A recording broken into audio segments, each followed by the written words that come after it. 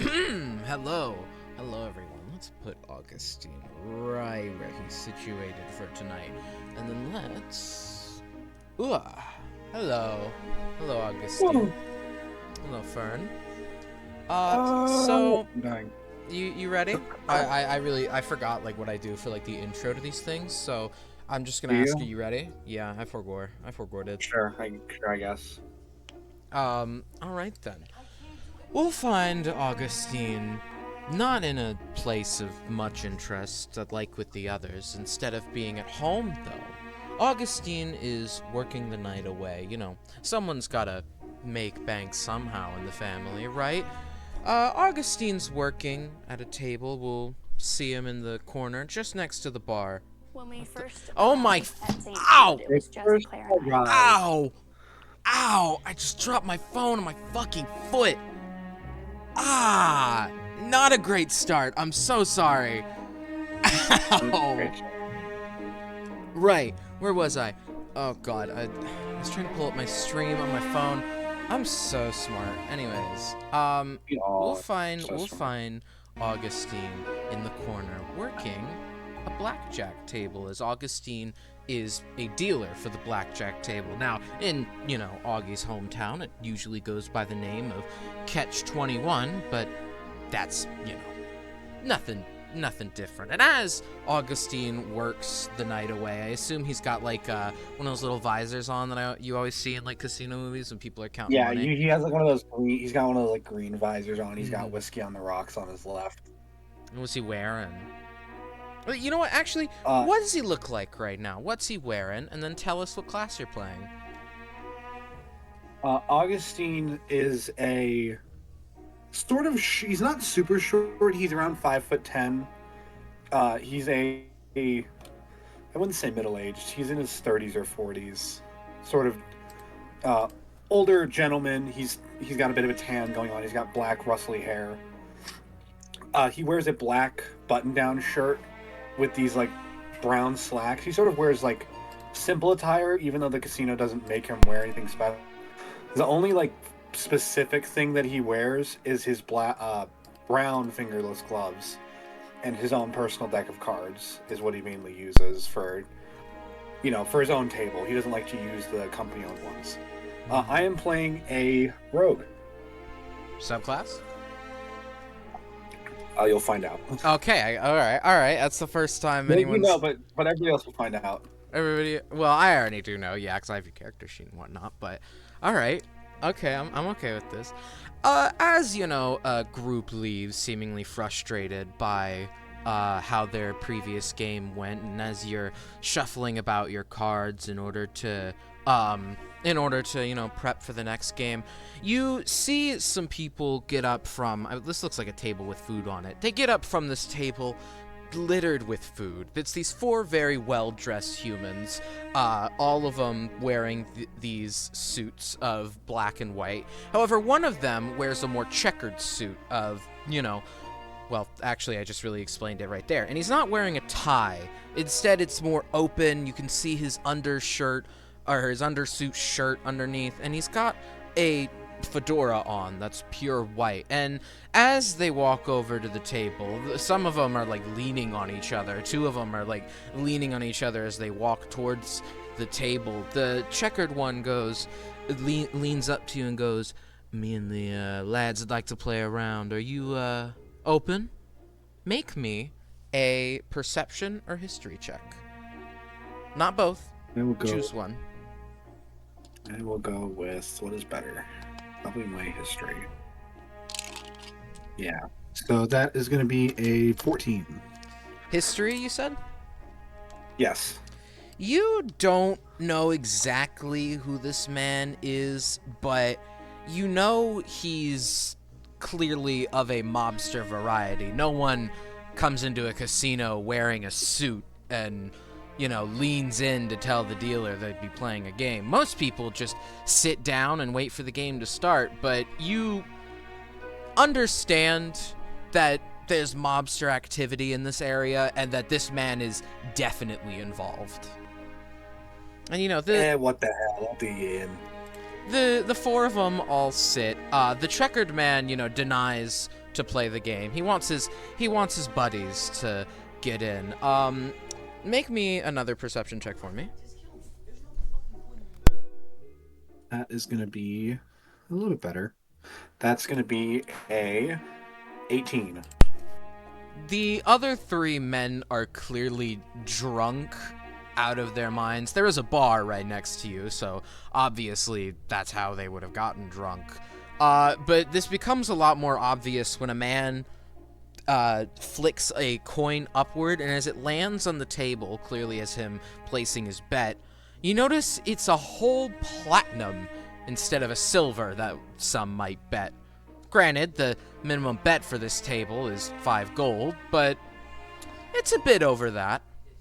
The man in the checkered suit puts his hands together as he sees the platinum coin fall on the table and watches you. Not sure what he's watching for, but he's just watching what you'll do. Augustine, sort of thinking for a second, at first he would not mention this sort of thing in a normalized tone if it's just with other people that are normally drunk, but considering the fact that he is next to a mobster, he's gonna like tap the table and be like, buddy, you sure you meant to put a platinum down? Yeah, man, I'm here to make some money tonight. The checkered man, like, puts a hand up to him, not saying anything, but as he puts this hand up, the man, like, looks at him and goes, we just made a really... Shut up, YouTube ad, shut up. The man changes his tone rather quickly and changes what he was going to say to, we made a really great deal tonight, and oh man, you should have seen it. There was platinum on platinum. I ain't gonna miss one. Augustine sort of picks up his whiskey on the rocks. He sips it for a second. He says, all right, let's play. So, then, because I don't know the rules of Blackjack Heart, I'll just ask you, do you... I know the rules of Blackjack. Do you be sneaky? Or how do you deal them in? How does the game go? Typically, in a normal setting of Blackjack, if you're just playing with friends, you would deal one card face down to every participant, and you would deal another card face up to every participant. The same thing goes for the dealer, but in settings of casino Blackjack, the dealer's cards are both face down until you finish your betting on your side. You do not know what the dealer's cards are until he flips them. Okay. So Augustine deals out the normal amount of cards for them, and he deals out his own too. All right. You're not doing anything. You're just dealing them normally. I'll just deal them normally. All right. Make me just a flat D20 and tell me the number you get. We're gonna determine how this game goes. 18. All right. I'll say you have to beat a number by from under the hood. You deal out these men their cards, and the man watches you as you deal the cards out. You notice he's being very observant on... He's maintaining eye contact. He's staring at your eyes to see where they're trailing, but since you're just dealing normally and not cheating or counting cards, he doesn't, see that you're doing this or doing anything, and the men all flip over their cards, in order to, I'm sorry, I really forgot how Blackjack works. I knew at one point. That one card that I dealt face down, only they can see. Okay. And then the two cards that I have, none of them can see until they make their bet. So, from what I understand, they're trying to get above that, or 21? They're trying to get as close to 21 without going over. But you don't have 21. If you have an ace is either an 11 or a 1. Okay. So if I got a king and an ace, that's an instant 21. And I'm assuming if the dealer gets 21, the dealer immediately wins? Not until the opponent, aka the the outsider in the situation finalizes. In any situation, I don't see my cards until they've made their bets. So they probably shouldn't have done that before even getting their cards, huh? Yeah. Oops, oopsie.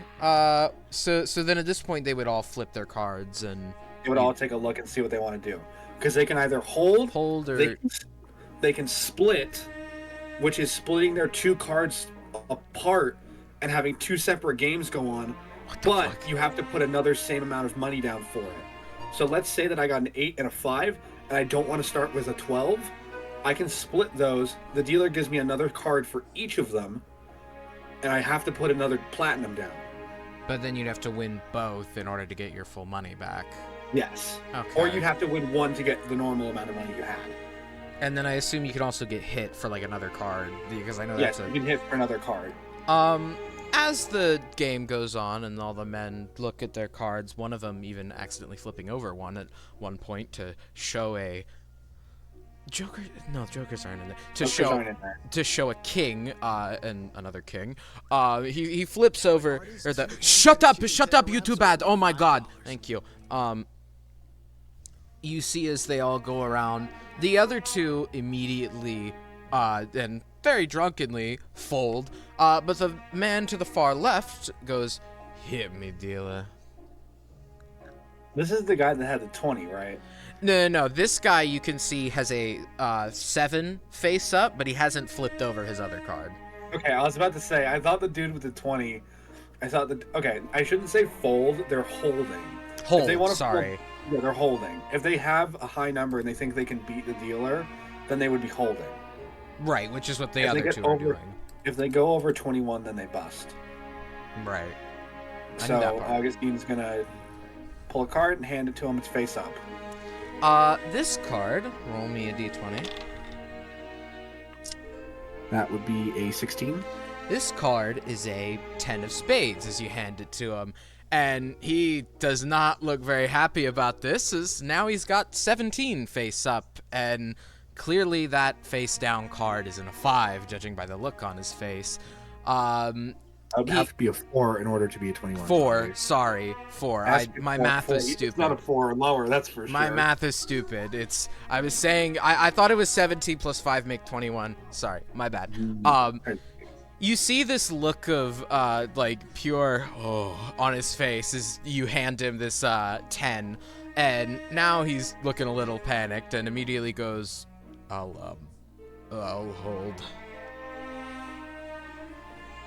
All right, sounds good to me. So, everybody's held, right? Uh-huh. Just in front of you is a 10 of hearts with your card face down. You have one. I have 2. Oh, you haven't shown both. Sorry, I thought you had... I haven't shown either. Okay. Well, as you flip those cards over, they reveal to be a very lucky ace and 10 of hearts. As every man at the table gives various sighs of... The checker-suited man stares at you for a while longer. And make me an insight check before I continue that sentence, Hart. Great, thanks. That's going to be a 15. You see he glares at you angrily for a moment, kind of just because he lost that money. His goons were idiots and gave it over, but you see as he tilts his head to the side in an almost kind of manner and nods. Clearly he doesn't see any reason to get at you for it since, well, you didn't cheat or anything, at least from what he could see. And, you know, he just gives you a little shrug and nods his head and then turns to his turns to his goons and goes, "Well, we'll be leaving now, gents. I think you should go home to your wives and husband." He motions over to the left one where he nods like, "You should let's get moving before you spend any more of my money."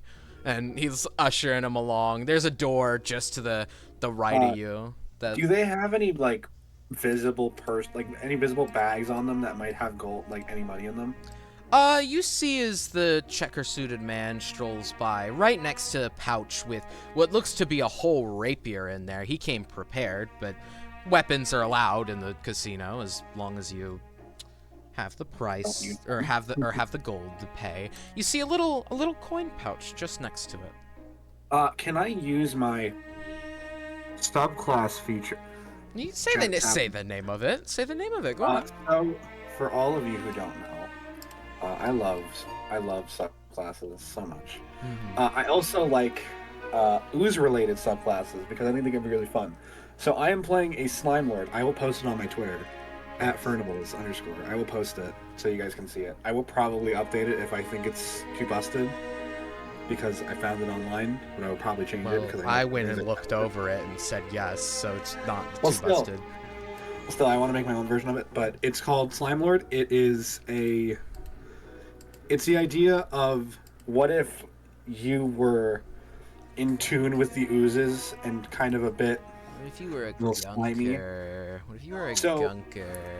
I'm going to use my ability Slime Slap, which lets me infuse my lens with the stretch and flexibility of ooze, and extend my reach up to 10 feet to try and pocket some of that money. All right. Roll me sleight of hand. Of my sleight of hand. That is a 25. With ease, your arm stretches out of your out of your sleeve, and with a quick whoop, and as the checker-suited man is more preoccupied with getting his men out the door, you whoop, swipe this coin pouch at this man's side, and as he exits the door, you dump it out onto the table to find another 25 platinum sitting square on that table. Although, you know, now that it's on the table, it likely belongs to the house, but you might get a good bonus for... Shut up, YouTube! Oh my god, I'm never using YouTube again for this. It's like the 4th ad. Good lord. But, you know, surely your work will be commended. In fact, as you look at this mass amount of money on the table, a scaly red man begins to walk up to the table, a dragonborn, wearing this black suit, similar to the goons that just walked out the door, but clearly much more fitted for his muscular appearance. He's got these almost aquatic-looking frills on the side of his head, and as he walks over to the table, he shakes his head, and his mouth is slightly open as he looks to it, his fangs being clearly shown. And he puts his hand down on the table and goes, My, Augie, that is... Wow. Really? Am I looking at this right now? I mean, you might be. Couldn't tell you. It looks pretty real to me. I mean, he takes one of the platinum and gives it a little, he gives it a little nibble. Hot damn, that is real grand, fabulous platinum you've just gotten on that table. That is absurd. How'd you manage that? Yeah, I have my secrets. Oh, of course you do. Of course you do. It's only natural. You know, this is probably the most money that the Titandale casinos ringed in a single table in about a year.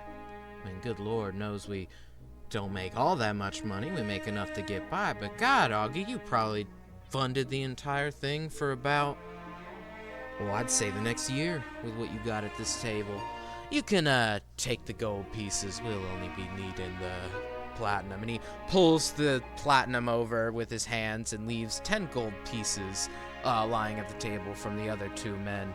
Don't worry, you'll still get your bonus, but this is certainly going to increase it. It is close to closing, though, and I did want to catch you before you left.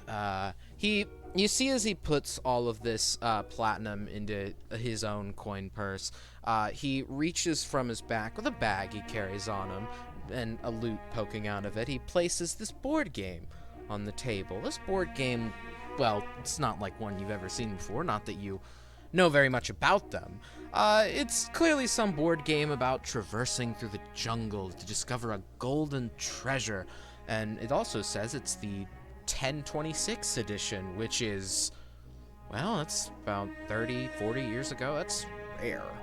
You see, I'm a bit of a vintage collector. When you're as rich as I, Gabe Titandale, you tend to do such a thing, collecting odd bits and bobs.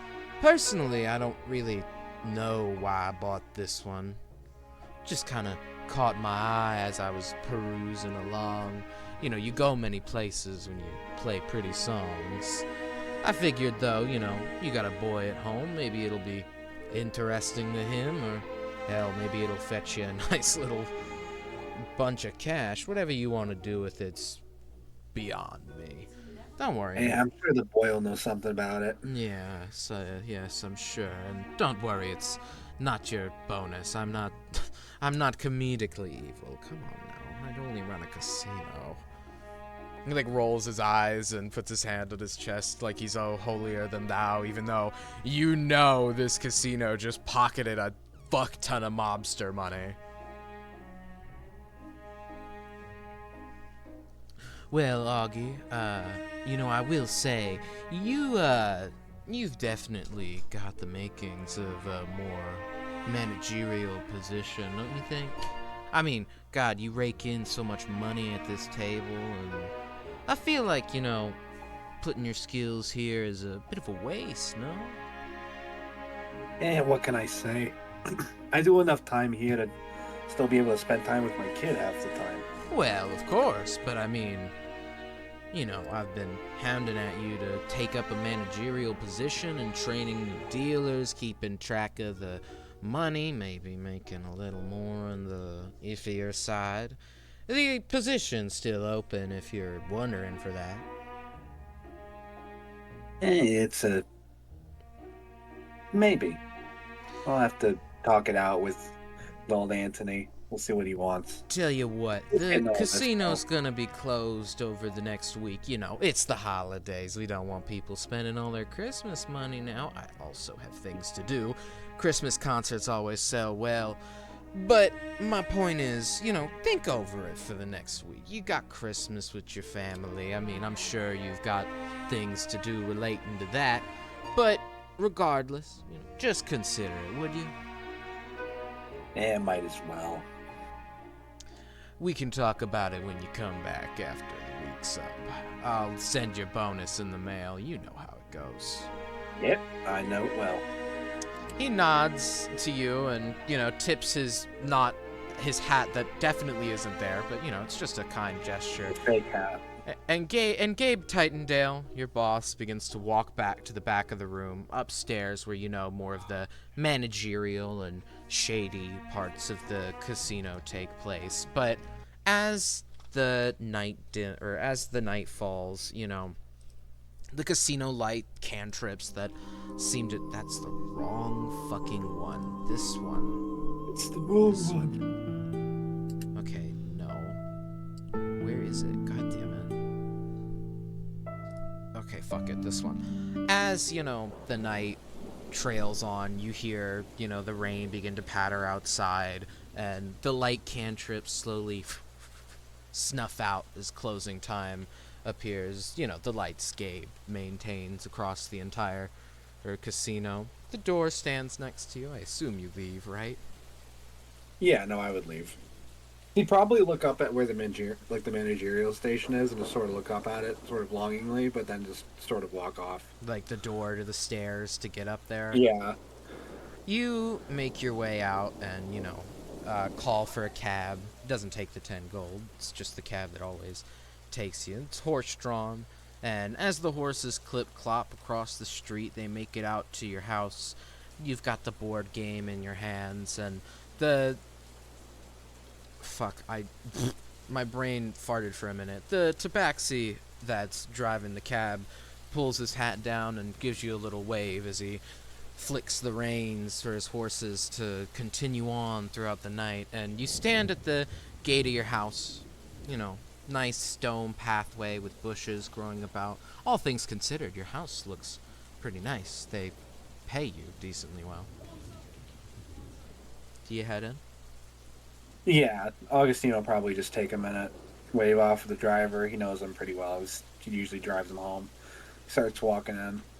As you walk across the path, you get to your stone porch I don't know why I keep describing everything as stone. You get to your porch and, up to the door, which I'm not sure why I didn't mark it on this map, but whatever. And you walk through to find, your front room, or your living room. Your son Anthony. I'm so sorry. Anthony. Anthony sits on the love seat, sitting positioned closer to the window, and he's messing with something, reading a book, and looks up and goes, "Oh, hey, Dad. Took you a minute. Augustine. Hey, Hey, Anthony. How anything? was work Ugh, you know and how it. school? You know how it is working in a stupid bar joint. People come in, get drunk, leave. It's pretty boring, really. School was alright. Had a substitute teacher for math. He blinks at Why'd you a you say couple it like times. that? Cause I couldn't remember what it was. Had a lot of substitute teachers today, actually. Had one for math, science. Weird. Not a lot of teachers in today. What's that? He motions to the board game you have in your hands. Oh, Mr. Titandale gave it to us, sort of like a Christmas Oh. present. I have no fucking clue what it is. Your Why don't you? boss gave us a Probably. Christmas present. Well, I guess it's a Christmas And present. it He said he wasn't didn't want to. and it wasn't like a hit on someone you hated.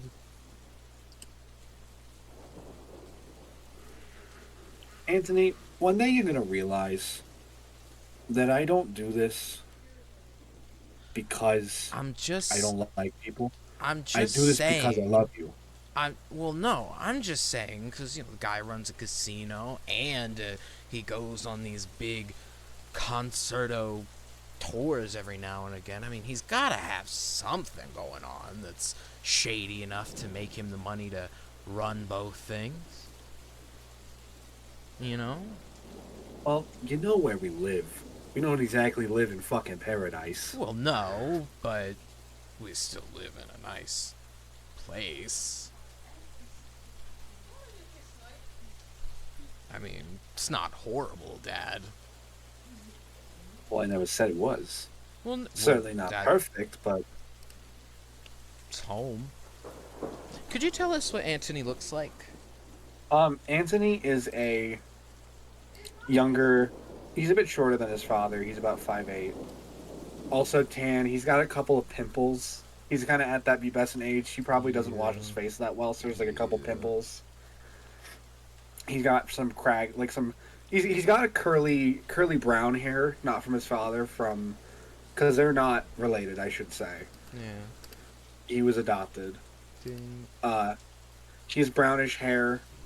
He's tan. He's sort of just wearing what a typical boy would wear. He's got the plain tee with the sweatpants. Does he have the fantasy equivalent of a Nirvana shirt on? Yeah, pretty much. It says Enlightenment on it. Yeah, That's pretty the much. band name. What is it though that you got? I have no idea. I'm just gonna pass it to Anthony. You going anywhere else in the house, or you just passing it to him and sitting down waiting to hear what he has to say? I'm gonna pass it over to him and then just be like, I'm gonna go take my shoes off and I'll be back in a minute. Yeah. And he's gonna walk over to his bedroom. Your bedroom is at the far back. It's the biggest one in the house. You got a nice bed sheet there, dresser. It's not as good as other houses, but it's nice. You take your shoes off in here, and you hear Anthony after a moment call out to you, "Dad, holy crap! He gave you this!" I'll be there in a second, son. Just give me a moment. Oh my! You hear much fainter. Oh my gosh! You see that Augustine just is kind of sitting down on his bed as he's taking his boots off, and he kind of looks over to the edge of his dresser to see a photo of him and his late husband. He's about the same age, with a bit of a whiter hair, not white to say that it's like it's he's like old, but white to be like his hair was just white. He was a bit paler than him, Mm-hmm. a bit taller. You see that Augustine just kind of picks up the photo and he, kind of somberly looks at it. I I don't know what to do. I can't do it to him. Ollie, I can't just I, I can't just take up the job and then leave him be for most of his life. He's in that point. You can't just leave the kid alone. If you were here, it would be a lot easier, but it's not like I can ask for that right now. I'm sure he misses you, but we didn't really have a choice, did we? And you see that he just puts it back down. Mm-hmm. You You see he just oh, sorry. kind of stretches a little bit, stands up, starts walking back out. Oh, sorry, I was muted. You see as your son has now stood up from the seat and he's like holding out the game like at his chest but like excitedly at you. Dad, he gave you a copy of Into the Jungle from 1026? Do you know how rare this is? No. This is No, I this don't. is back when they let games be infused, like board games be infused with magic. It was insane. It can have like real fire sprout out. It has vines that grow over the game board. Dad, this is amazing. You got a hold of it? Or He just moreover, he gave it to you? he said that, he didn't want it. He wasn't a collector kind of guy. We could sell it or use it or whatever. Well, he is pretty rich, probably. So I mean, he probably was just like, oh, here you go.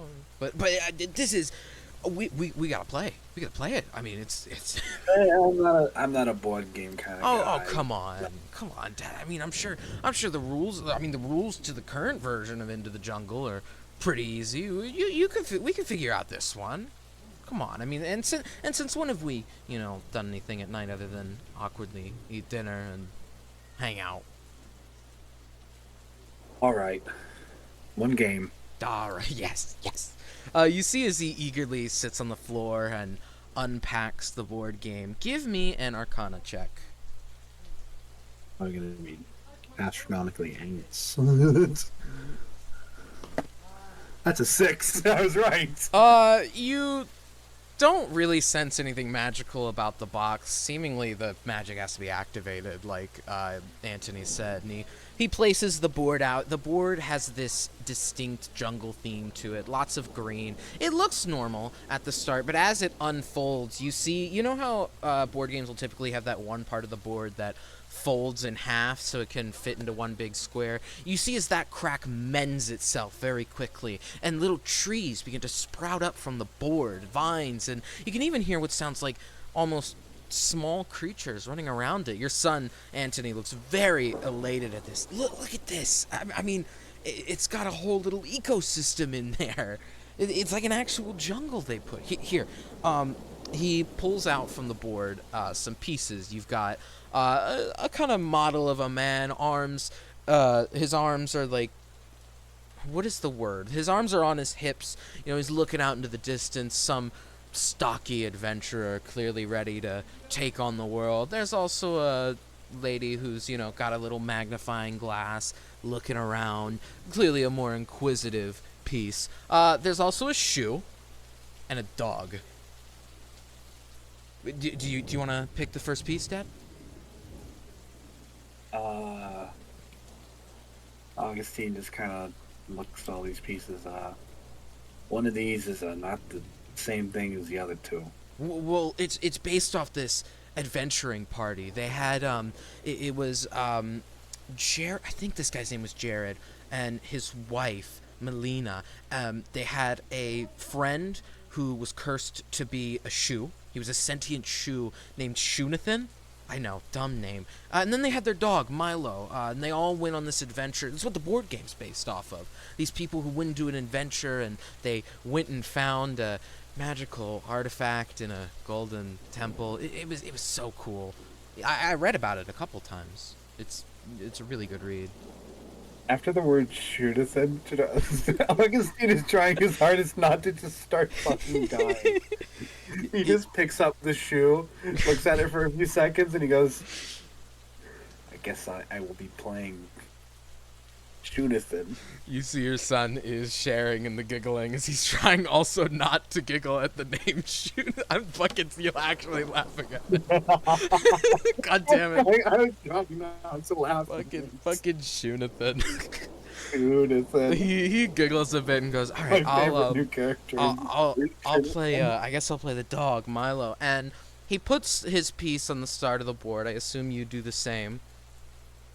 And after a moment, he takes out the rules. Okay, let's see here. So first we have to roll 6-sided dice, and as he continues to explain the rules and you continue to listen, soon the words he says sound strange. They begin to rhyme almost, but you feel like you're having a heart attack. You can't move or anything, but whatever he's saying begins to cut into you over and over and over again. These words, whatever he's saying, you can't entirely make them out, sound not malicious. They're in your son's voice, but these words are cutting, almost as if it's the worst insult you could ever hear.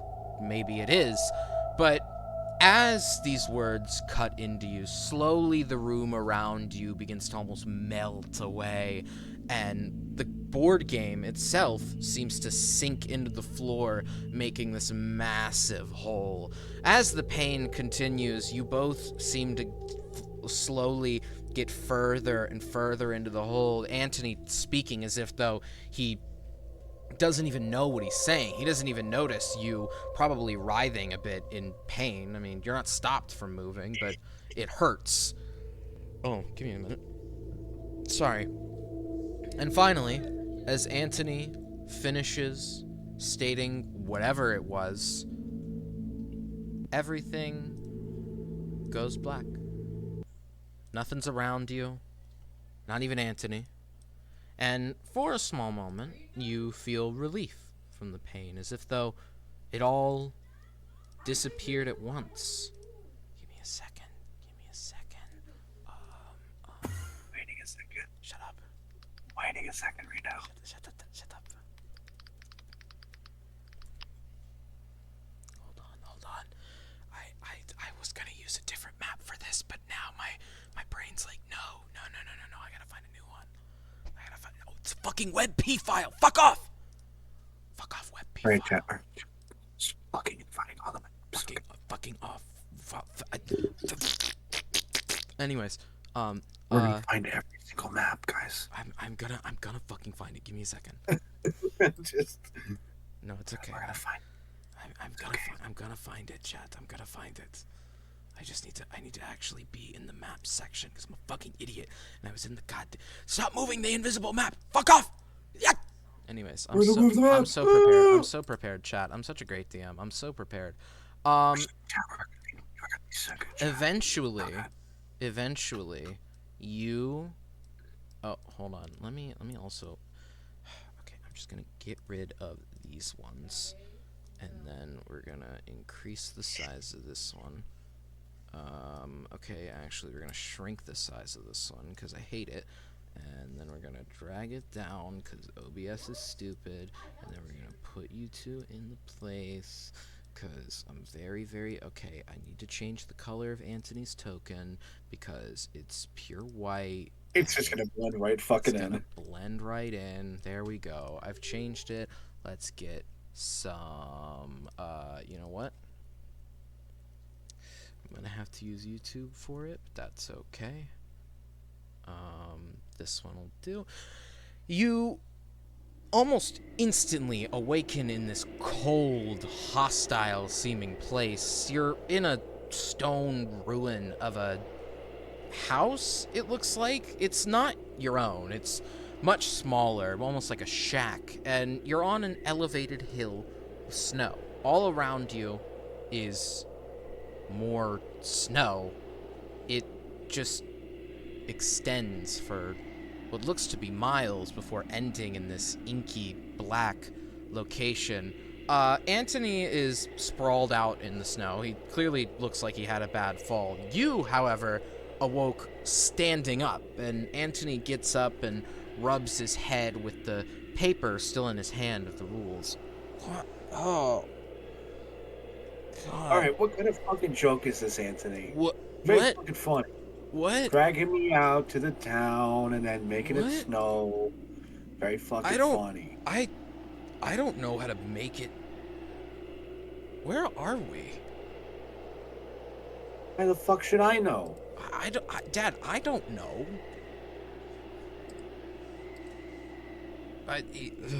He stands up, clearly confused, and rubs his head, holding the paper in his hands for a moment before folding it and pocketing it. What?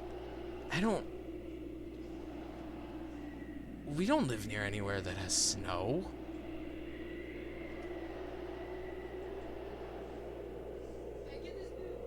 You got a fucking point.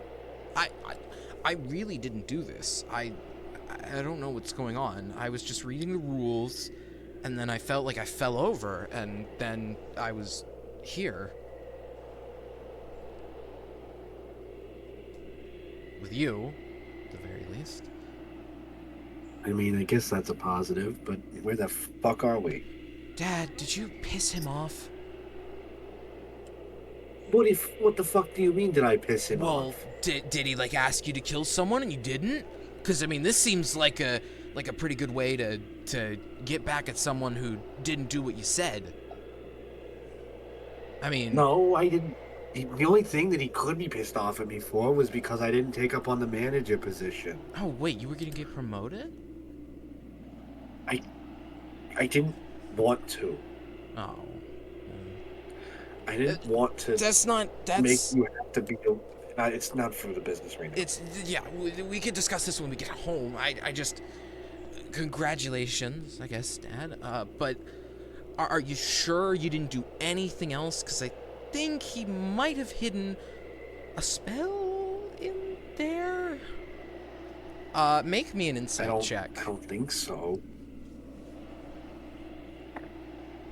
That is going to be a insight 19. You take this as strange coming from Anthony, because last you remember, the kid's not taking any electives on magical history other than the offhanded mention of a wizard or two. He really shouldn't know he really shouldn't know about any kind of spell that could do this. Son, I understand that your father was a bit more inclined to know about magic than I ever was. Right. But I can put two fucking rocks together and make a fire. What the fuck do you mean? Well, I'm just... You realize he's noticed his mistake in what he said. His face, drops, and he darts his eyes around and almost sweats a little, which seemingly is impossible in this cold, I'm your cold father. area. You can tell me what's going on. Is there a girl you're trying to impress? Okay, I've been taking spellcasting classes in school, and not the electives I've been telling you I've been taking for the past 4 years now.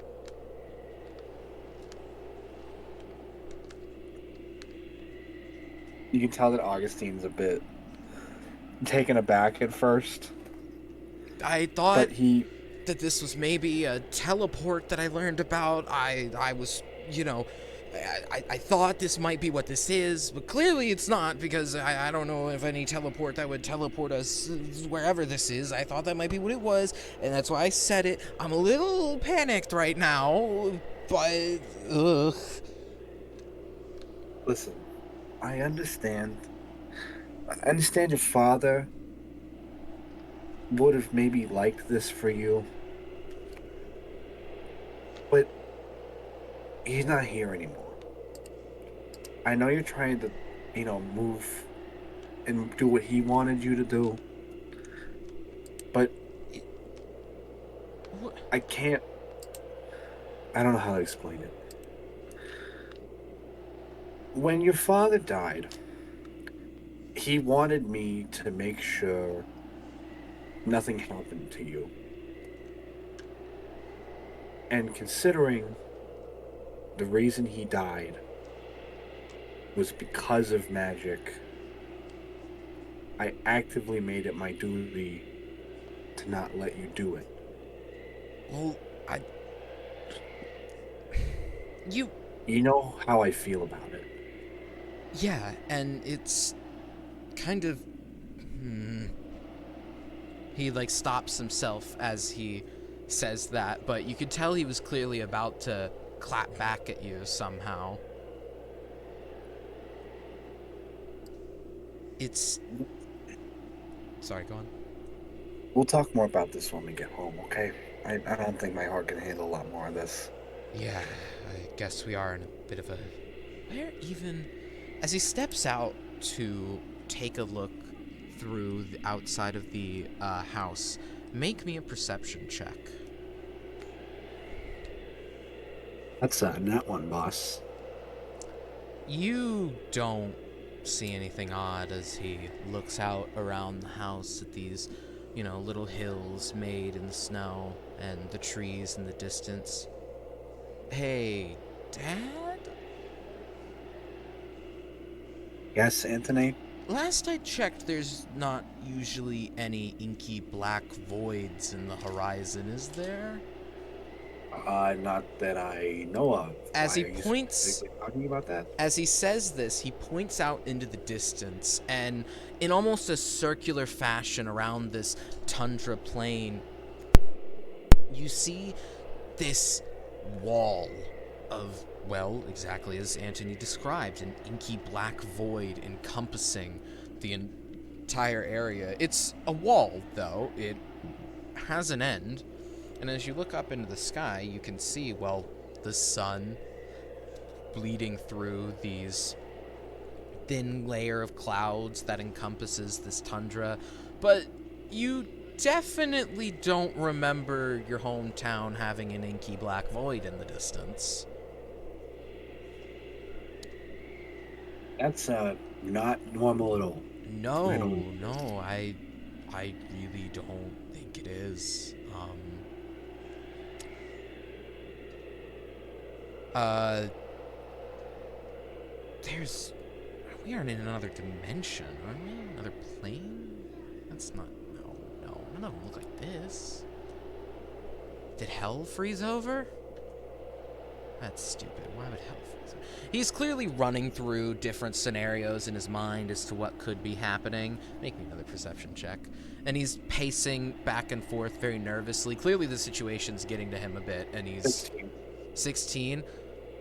The hills and the snow are a little too spaced out to you.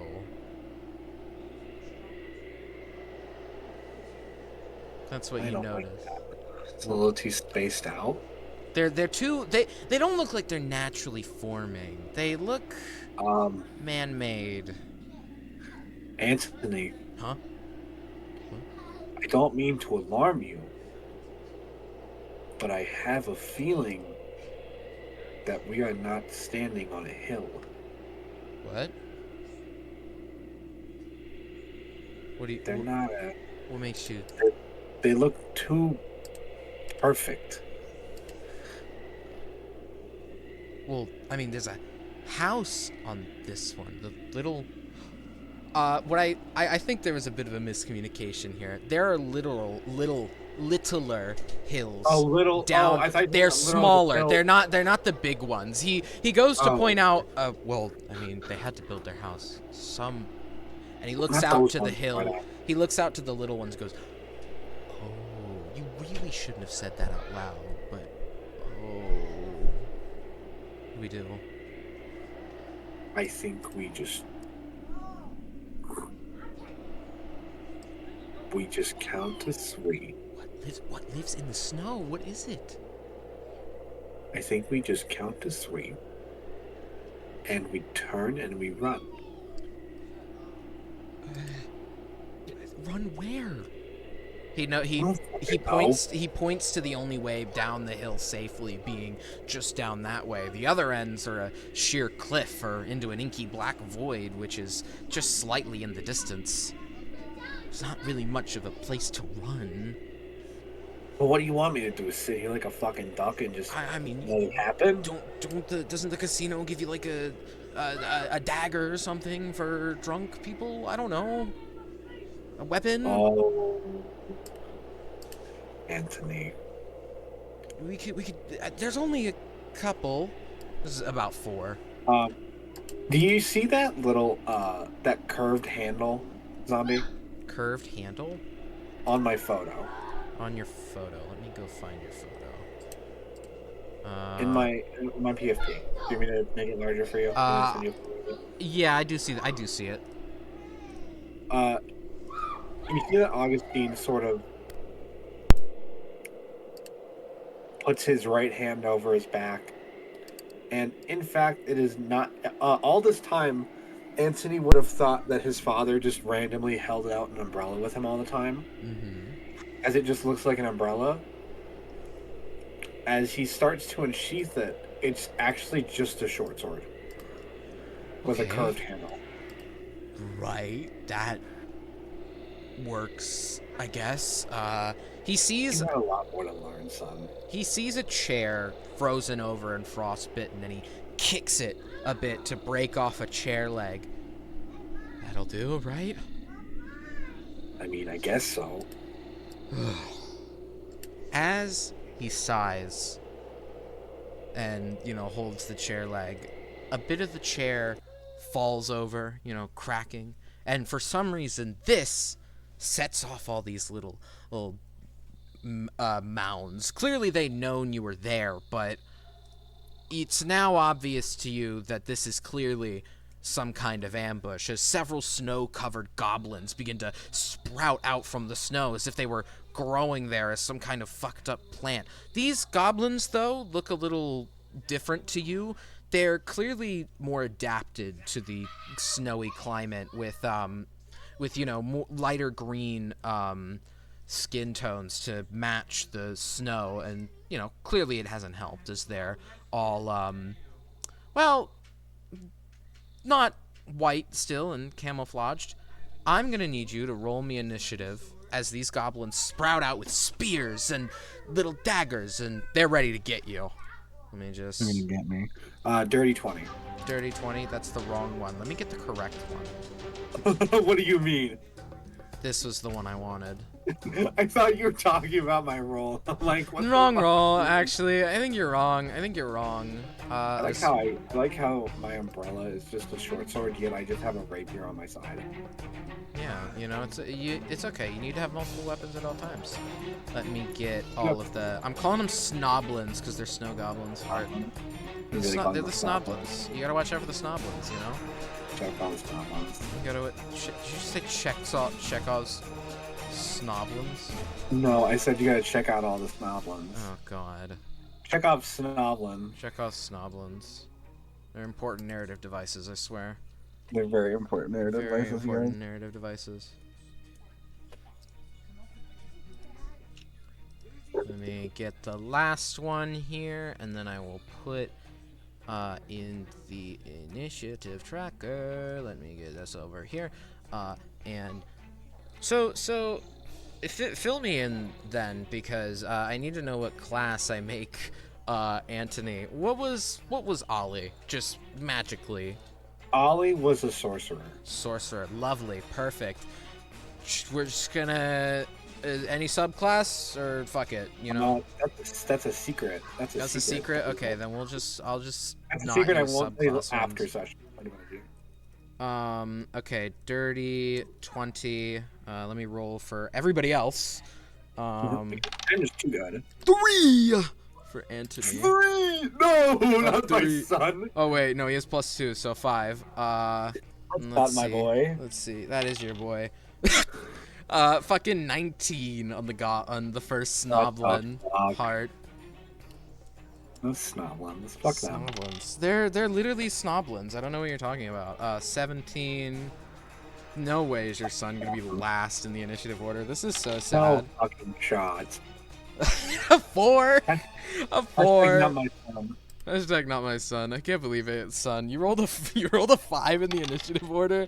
God, you're a Oh, your disappointment. father's rolling a fucking 20? How Your could you? your father's rolling a 20 and you're rolling a fucking 5. I can't believe this. So, I posted the initiative order. That is, you are going first. You. Hi. Let me move Anthony over so that he's in a square.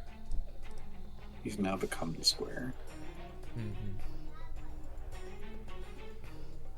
What do you want to do? There's 4 snoblins, snow goblins, sitting out there. 2 of them are pretty close to the to the house you're holding up in, with spears ready to charge, and there's 2 in the back with bows drawn and daggers at their sides.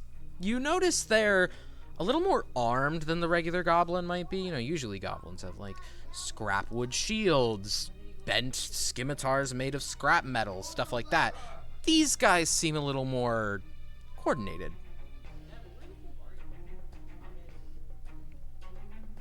I'm gonna walk towards the snoblin on the bottom right. This one. Yes. Okay. What you gonna do? I'm gonna use my rapier. Actually, I'm gonna use my short sword. Actually. Yeah, it's the one you pulled out. The one I pulled out. That would be actually not canonical if I didn't. And I have sneak attack because there's another enemy within 5 feet of them. Oh wow. Oh, epic. Wait. Doesn't it have to be an enemy to them? It's not. If Another it's their enemy of the allies. Oh yeah, enemy of the target. Yeah. Yeah. Sadness. My son's not helping. He's so scared right now. What are you talking about? So slow. He's so slow. He's flipping through. You see, he's got this almost little pocketbook. He's flipping through frantically as you run up to go charge the first goblin.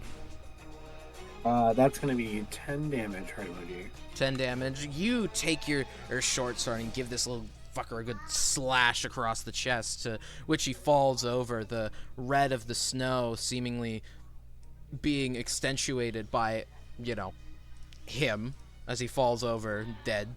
Anthony's And still. if I walk back, do I get attacked by the guy on the corner? No, because you Okay. were like in this diagonal square here, so yeah, you can go Okay. back. Yeah, I'm gonna walk back as much as I can now. You can get all the way back to where you started if you want. Oh, really? Good. Yeah, you only walked 3 squares out, so you can get Taking 3 my squares in. silly quarter cover, Yeah, your quarter cover. or half cover technically. Does that end your turn? Yeah, that's on my turn. The 3 snoblins, Snoblin 3 went bye-bye. He was the one last in the initiative order, so whatever. You see the other 2 in the back draw their bows back. One of them fires at you. I believe you have, like, plus to your AC because of the 3/4 cover, Hart? Yeah, it's +5, I think. It's a good number. 30-20, Hart? Let me see what cover is, because I think and half cover while you do that, your son is struck with an arrow and takes 3 piercing damage as it hits him in the shoulder. He goes, ah! Are we saying drops his are we saying it's pocketbook. half cover or is it 3/4 cover? It's like a stone chunk of a house, probably where a chimney used to be. So I'd say it's honestly, it's probably half cover because there's like a broken chunk of it that they can see your head over. But if you crouch, you know, you'd be able to dodge stuff. All right, so that's a 17 then. 17 to hit you? Yes, to your because it'll be AC. +2. +5 is 3/4 cover. Half cover is only +2, so I have a 17. Okay, so then, yeah, dirty 20 hits you. You're struck by an arrow and take 4 piercing damage as they get you just right below your neck where it could have been lethal. And I'm so crunchy. as you run, or no, you know what? They strike you as you run back, you know, right in your back. It's not fun. You still take only 4. I think they're fun. The one goblin, though, with a spear, sees his dead friend, and you see he reaches into his pocket for a moment, and he pulls out this strange little bottle of frost. It's frost covered and looks very strange. And he shakes it for a moment and he chucks it at the both of you. Make me a dex save. Oh, that's so epic, boss. That I is get advantage on those. Yeah. Because I'm in half cover. I get advantage of deck saves. Oh, you do? Heart emoji. That is a 25 heart emoji. That fucking succeeds. Anthony rolled a 6. He is so slow. He's so slow, apparently. Son. You still take... He's not my son. You still take... you're going to take half damage from this. Okay. You take 5. What's half of 9 rounded up? It's rounded down, actually, so it'd be 4. 4. You take 4 cold damage as Anthony takes 9, as this frostbitten bottle is clearly some kind of grenade that he just chucked to try to flush you out. It's a explosion of frost as Anthony's knocked backward by this and drops his pocketbook.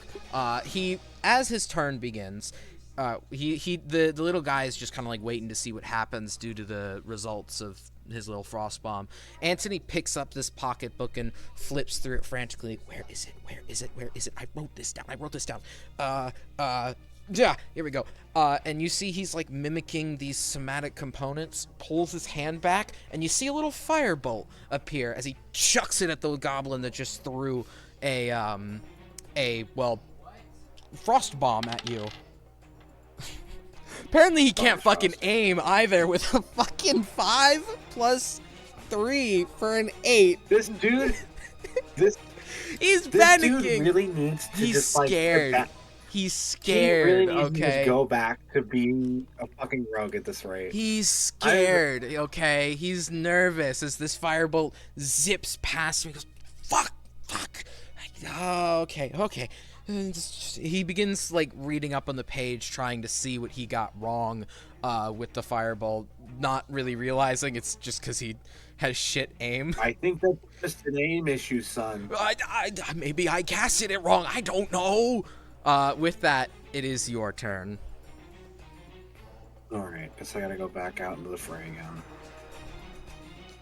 I think it's just an aim issue. I think it's just a skill issue, son. It's not a skill issue. Sorry. I'm trying my best here. I've never done this before.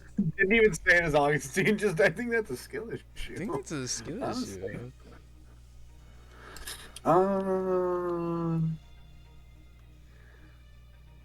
I'm gonna do the same thing I did with the other one in the front. Just run up and stab him. Yep, not stab him. Go back. All right, roll to hit for me. One's gonna be 20. 20. Not now. Dirty 20 hits. Yeah. It's just a little goblin.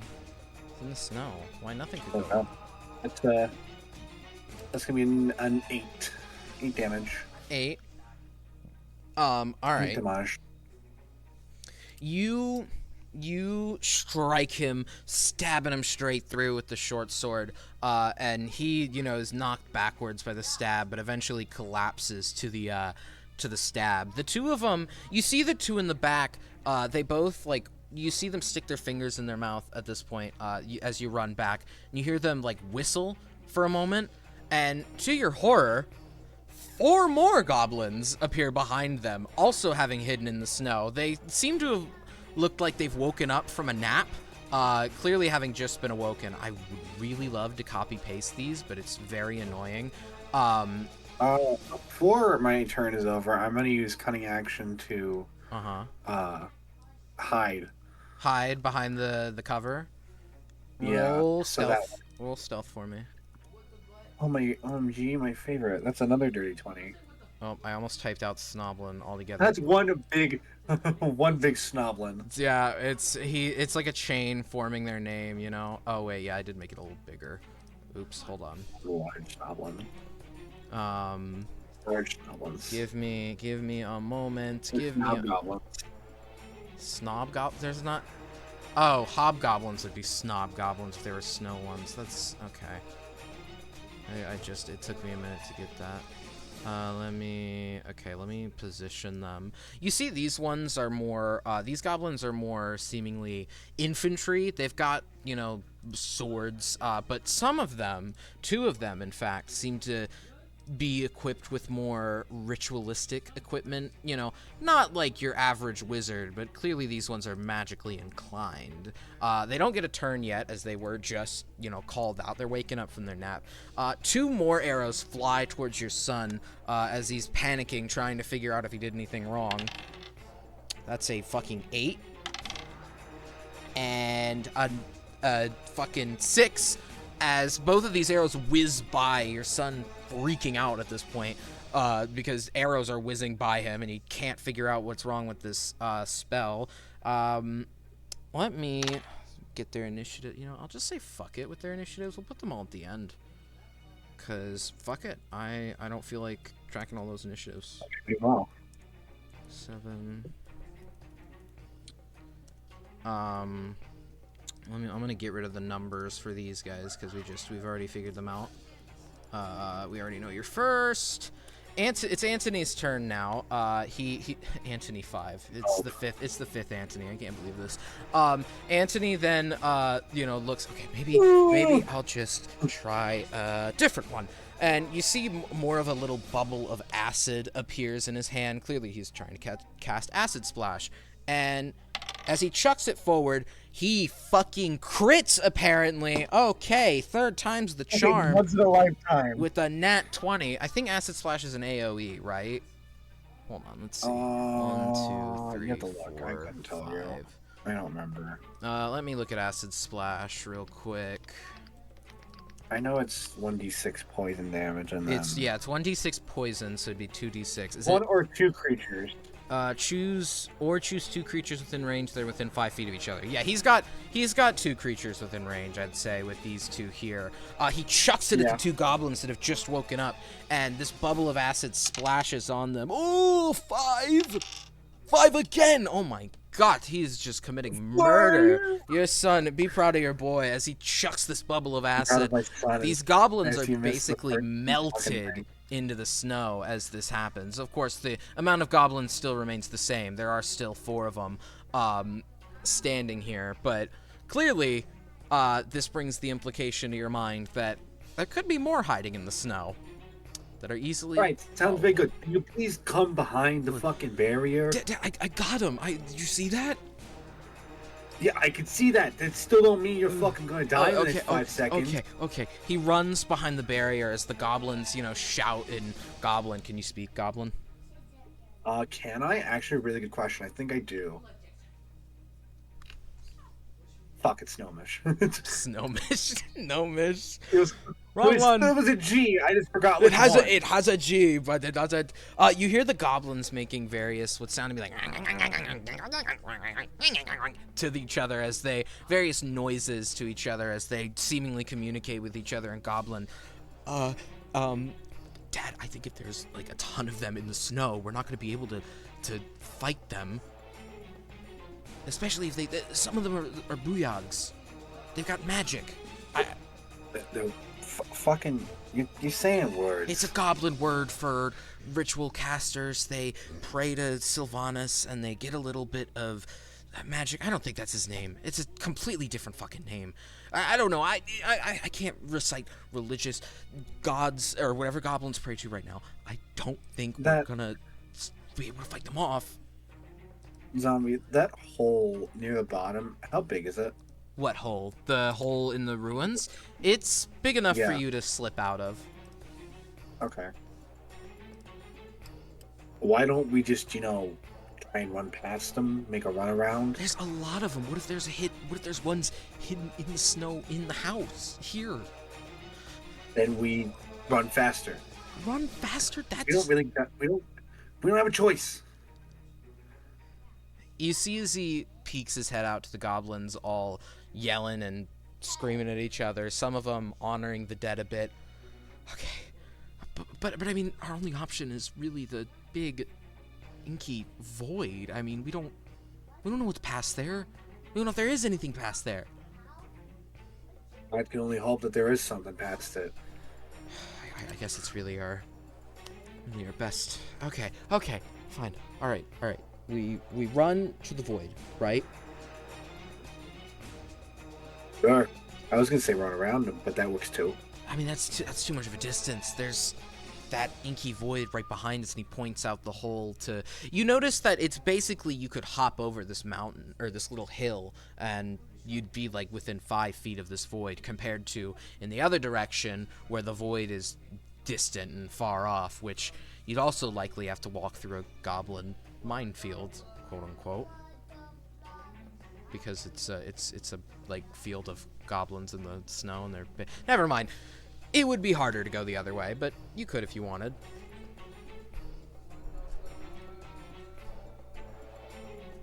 All right, let's just get going. All right. He slips out of the hole first and walks toward the void. Do you follow? Yeah.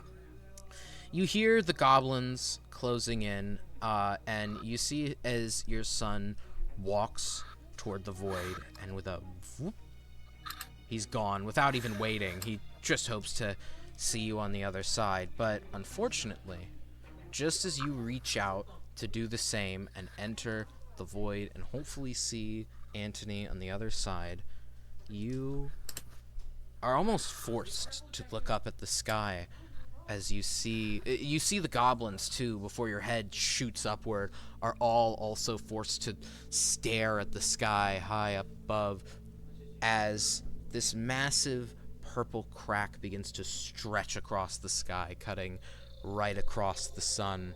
And as it begins to stretch and you fear the worst as reality is collapsing around you, 4 beams of light shoot up. I just realized I put your token in there and not Antony's. Let me just swap that around. That's all right.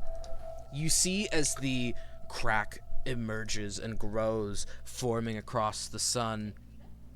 But then, 4 beams of light emanate from seemingly different corners across the void. One from one direction, another. They all form in pairs of 2 at the end of this crack.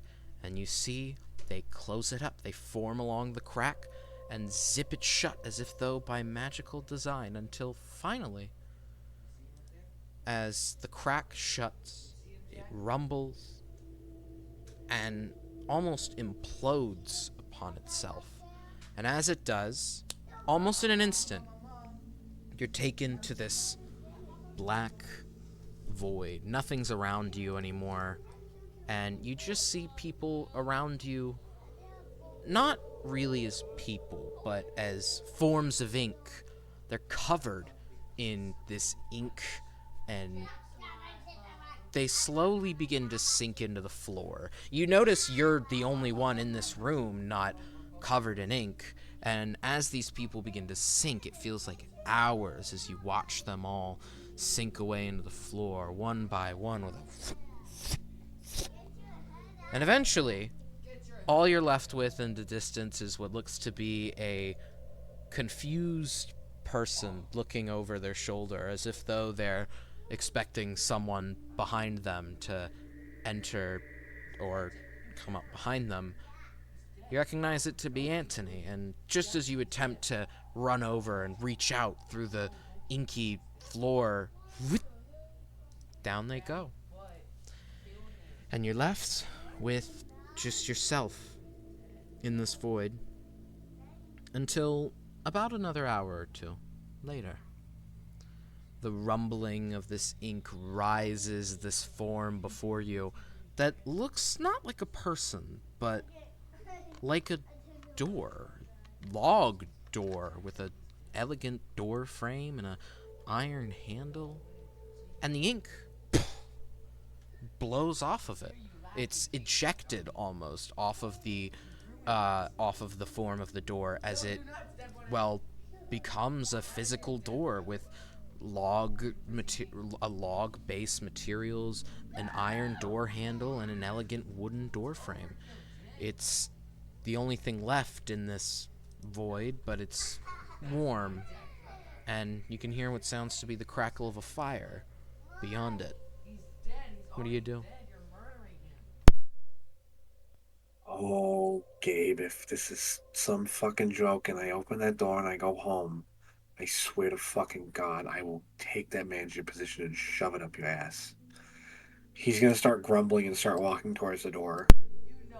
The door yanks you with an almost incredible force into this nice looking log cabin, where right next to you, you see another person fall out the door, but your attention mainly follows the log cabin interior and a tabaxi and Yordle talking in the far, well, other side of the room by another door. Weirdly, you didn't come in through the front door, almost as if this door was molded onto the wall, and you fall into the hearth. And with that, we'll end your session. Uh, sorry, Why do I imagine? Why do I remember? Why do I imagine Augustine is like the fucking the four beams of light are going through? He's like, son of a bit, and it cuts off before he goes to the void. It's like a fucking Family Guy cutaway. Son of a. And then like What do cuts to. I imagine like fucking Cat in the Hat movie where he cuts off his tail and he sees it separated and he's like, son of a bit, and he just cuts it off. Oh wait, hold on. That's the wrong raid. That's the wrong raid. Chat. Percy's live. No, no, Percy's no. live. I almost raided Dash Ducks when Percy Everett's alive. I almost did that. Percy Everett's live. OMG. I mean, he is like old, so he probably would say that and censor himself, even though his son's not around. Damn, that's crazy though that your son did that to you. Anyways, chat, have a good one. We'll have another one of these on the